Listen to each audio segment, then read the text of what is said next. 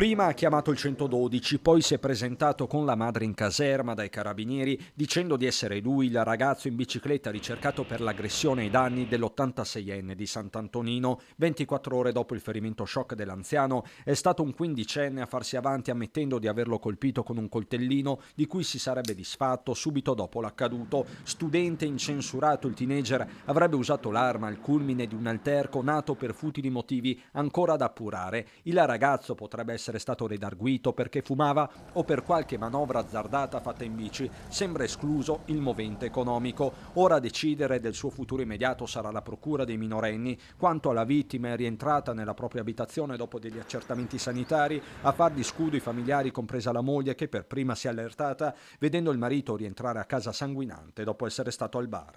Va male, sì. Io e mio marito ha perso tanto sangue. Siamo venuti a casa alle 3 della notte. Mio marito sta meglio, ma è a letto. Noi siamo gente semplice, vogliamo stare in pace.